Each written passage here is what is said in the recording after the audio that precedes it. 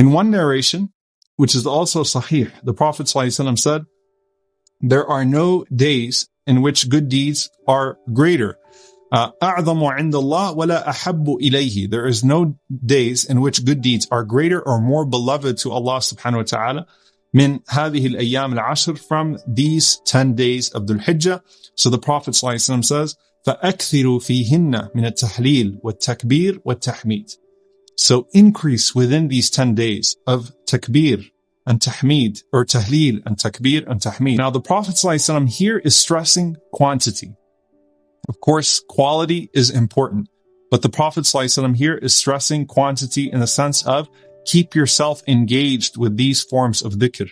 You can't do that if you're engaged too much with other people. And so take the advice of Ibn Abbas radiallahu ta'ala anhuma and carve out some personal time for yourself. And even if you're around people, lots of dhikr and the azkar that are familiar to us. When you're walking between places, when we talk about the last 10 nights of Ramadan, we always tell people that even when you're getting up to go get your suhoor or to do something else, keep yourself in a state of dhikr.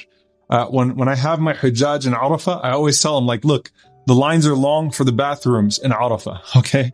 Even when you're standing in line, keep yourself in dhikr. Don't just take a break, say, all right, let me go ahead and just start having a conversation. No, those are precious hours. Keep yourself engaged and busy in dhikr.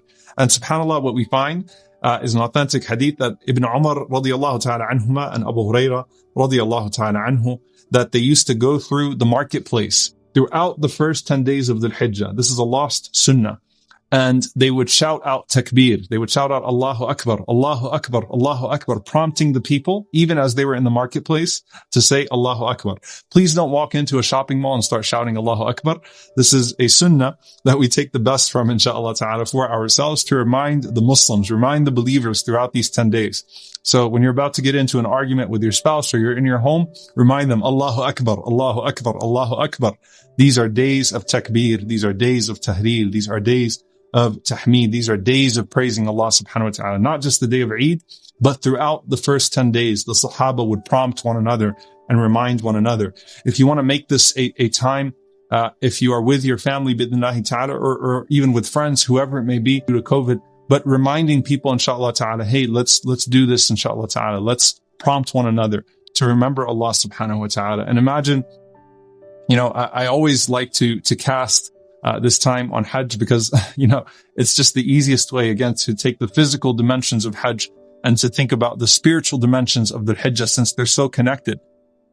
When you're in a bus that is on its way to the Kaaba and you're in ihram, and there are people that are doing talbiyah throughout, labbaik Allahumma labbaik, that is a game changer. That keeps everyone engaged and reminded to keep on doing so. It's just, subhanAllah, a natural function of us that, even if I'm half asleep and I see someone next to me and they're going, labbaik Allahumma labbaik, labbaik la sharika laka labbaik, then I'll start doing it as well. Because that's how we are as human beings. And so the Sahaba were prompting one another with dhikr within these first 10 days. And subhanAllah, we find that this was the gift that Ibrahim alayhi salam taught our Prophet sallallahu alayhi wasallam for our ummah.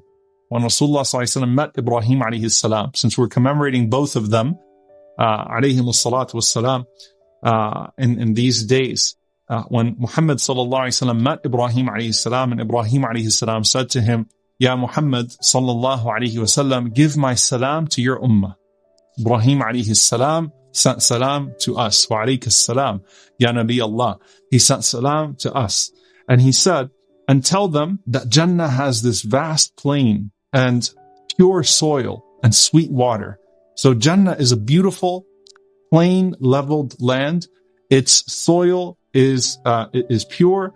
Its water is sweet. And you grow plants in that soil by saying what? Subhanallah, Alhamdulillah, La ilaha illallah, Allahu Akbar.